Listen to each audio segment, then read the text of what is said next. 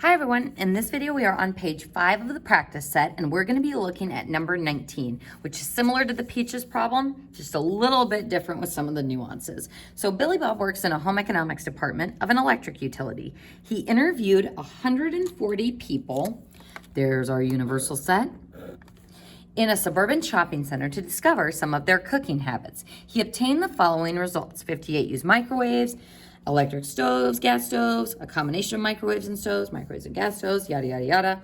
Should Billy Bob be fired from his data collection job? Interesting. Why or why not? And draw a Venn diagram to solve. So folks, first we need to decide on how many circles our Venn diagram will have. So how many different things are we categorizing? We've got microwaves, electric stove users, and gas stove users. So let's go ahead and do microwaves in this circle, microwaves. And then in our next circle, electric stoves.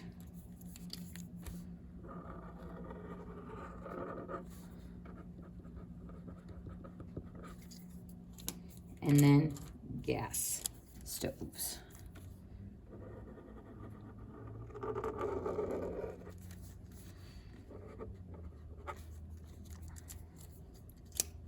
And the last thing that we need for our Venn diagram is the universal set. Pew, pew, pew. Alrighty. So let's go ahead and see if we can fill this Venn diagram out using the information. So starting with our central intersection, we want to figure out how many people use all 3 types of appliances in their house. 1 uses all 3. And folks, if you're like, why such a small number? It's because typically you would only have an electric or a gas stove. I'm guessing most of our houses don't have 2 stoves in them, so this is why there is only 1 person that is using all 3. And maybe they have an industrial sized kitchen in their house, who knows? So 1 is our central intersection point. Next, we want to look for our outer intersections. So this is our central intersection. And now we want to find the other intersections. And we do that by looking for the and statement. So I've got 19 using microwaves and electric stoves. So 19 in this entire region. So how many in that petal? 18.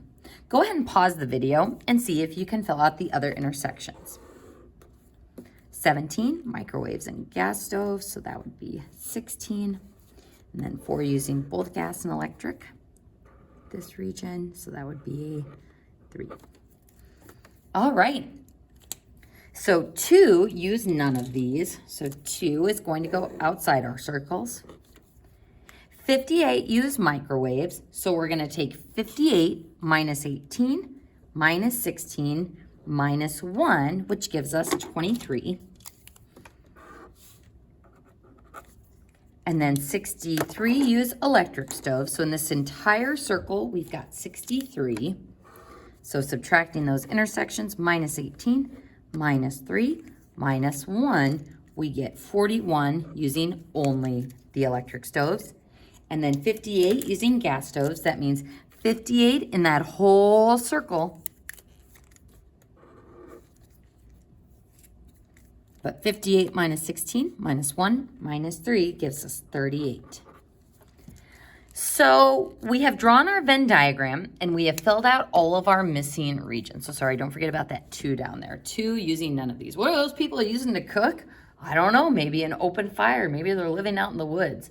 Let's go ahead and talk about that question. Should Billy Bob be fired from his data collection job? If you're like, I don't know, he just collected the data. Like, what could possibly be wrong with this Venn diagram? Folks, it says that he interviewed 140 people. So what we want to check is, does the total amount of data in this Venn diagram and the box total up to be 140? So let's go ahead and do this on our calculator. So no need for the union rule. We simply add all the regions together because we're only doing those intersections once. So 23 plus 18 plus 41 plus 16 plus 1 plus 3 plus 38 plus 2. And we see that we get a total of 142. So total is 142, but it should be 140. So he interviewed 140 people, but based on this data he collected, he apparently interviewed 142 people, or he misinterpreted the data. So what this means is he done goofed. So he should be fired.